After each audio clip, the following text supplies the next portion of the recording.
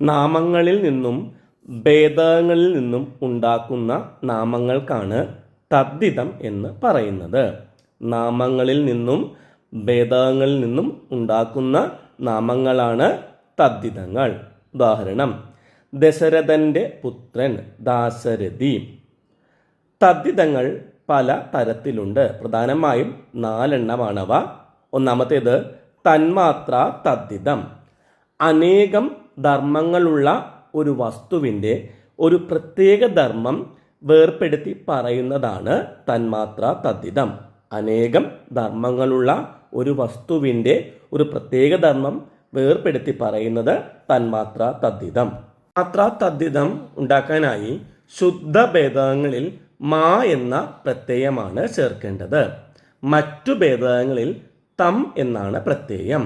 പുതു പുതുമ, കുട്ടി കുട്ടിത്തം, തരം തനം എന്നീ പദങ്ങളെ ചേർത്തും തന്മാത്ര തദ്ധിതങ്ങൾ ഉണ്ടാക്കാം. മണ്ടത്തരം, വേണ്ടാതനം. മലയാളത്തിലെ തന്മാത്ര തദ്ധിത പ്രത്യയങ്ങളാണ് മാ, ഡം, തരം, തനം എന്നിവ. തദ്വത്തദ്ധിതം: അതുള്ളത്, അതിലുള്ളത്, അതിൽ നിന്ന് വരുന്നത്, അവിടെ ജനിച്ചത് ഇങ്ങനെയുള്ള അർത്ഥങ്ങൾ കാണിക്കുന്ന തദ്ധിതങ്ങളാണ് തദ്വത്തദ്ധിതം. അതുള്ളത്, അതിലുള്ളത്, അതിൽ നിന്ന് വരുന്നത്, അവിടെ ജനിച്ചത് ഇങ്ങനെയുള്ള അർത്ഥങ്ങൾ കാണിക്കുന്ന തദ്ധിതം. പാലക്കാട് നിന്ന് വരുന്നവൻ പാലക്കാടൻ. മടിയുള്ളവൾ മടിച്ചി.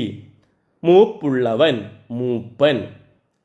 അൻ, ഈ, ചി എന്നീ ലിംഗപ്രത്യയങ്ങൾ തന്നെയായിരിക്കണം തദ്വത്തദ്ധിതത്തിലും വരുന്നത്. അപ്പം മൂപ്പൻ, കൂനൻ, തേരാളി, വില്ലാളി, മടിച്ചി, തടിച്ചി ഇതൊക്കെ ഉദാഹരണങ്ങളാണ് കേട്ടോ. ലിംഗപ്രത്യയങ്ങൾ ചേർന്നുണ്ടാകുന്ന തദ്ധിതങ്ങളാണ് നാമനിർമ്മായി തദ്ധിതം. ലിംഗപ്രത്യയങ്ങൾ ചേർന്നുണ്ടാകുന്ന തദ്ധിതങ്ങൾ ഏതൊക്കെയാണ് ലിംഗപ്രത്യയങ്ങൾ? അൻ, അൾ, തു ഇവയാണ് ലിംഗപ്രത്യയങ്ങൾ.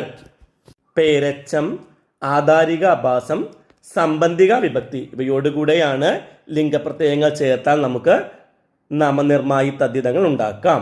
ഉദാഹരണങ്ങൾ നോക്കാം. കണ്ട, കണ്ടവൻ, കണ്ടവൾ, കണ്ടത് ഇവ പേരച്ചമാണ്. പുതിയ, പുതിയവൻ, പുതിയവൾ, പുതിയത്.